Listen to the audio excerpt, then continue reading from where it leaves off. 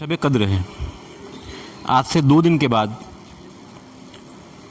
रमज़ान महीने में आखिरी जुमा जो होता है उसे अलविदाई जुमा भी कहा जाता है।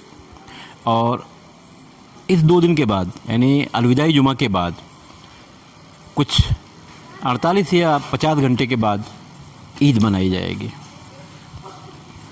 दुनिया पहली बार देखेगी कि मस्जिद में ईद की नमाज़ नहीं होगी।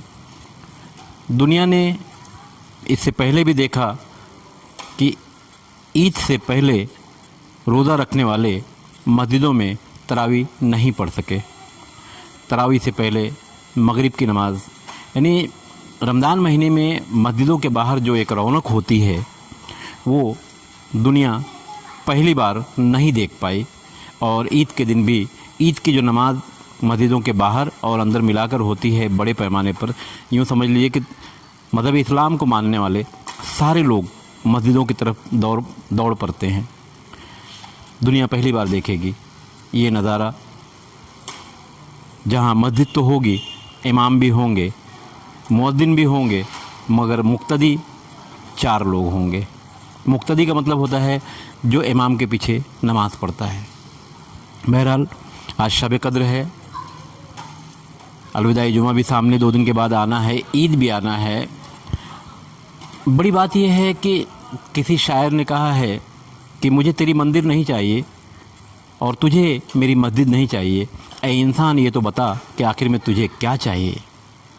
उसके बाद शायर आगे कहता है कि ऐ इंसान अब तेरी मंदिर में भी ताले हैं, ऐ इंसान अब मेरी मस्जिद में भी ताले हैं, ऐ इंसान तू अब तो बता तुझे क्या चाहिए। बहरहाल दुनिया की जो कहानी फ़िलहाल है कोरोना के नाम पर, कोरोना के नाम पर पूरी दुनिया इस वक्त इतना ज़्यादा परेशान है कि लोग अल्लाह का नाम कम, भगवान का नाम कम ले रहे हैं, मगर कोरोना का नाम ज़्यादा ले रहे हैं। सरकारों की पूरी कोशिश कोरोना से बचाने काम करने कराने में ही पूरी ताकत चल रही है। बड़ी बात यह है कि इंसान इतना ज़्यादा तरक्की कर चुका है कि वो चाँद के बाद सूरज पर जाने की तैयारी में बड़े बड़े टावर बनाए।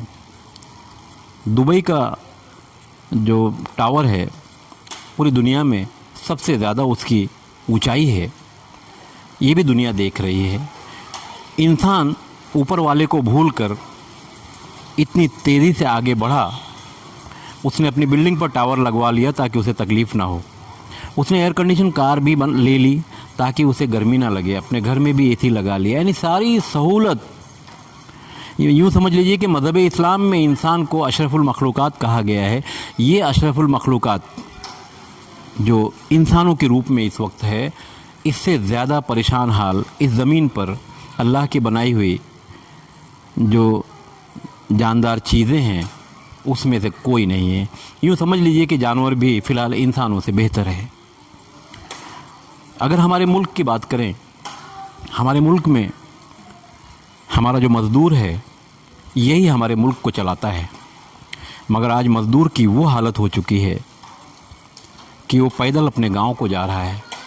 सरकारों के पास कोई रास्ता नहीं इन मज़दूरों को बचाने के लिए, मदद करने के लिए। सामाजिक संगठनों ने उन्हें खाने का बंदोबस्त किया, ये अलग बात है, मगर आज जो हालात हैं, किसी शायर ने क्या खूब कहा है कि इंसानों ने कुछ तो गलतियाँ बड़ी की हैं, इसलिए तो सभी मुँह छुपाए फिरते हैं।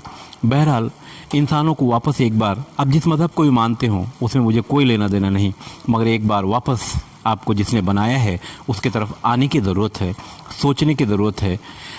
आज मंदिरों में ताले हैं, मस्जिदों में ताले हैं।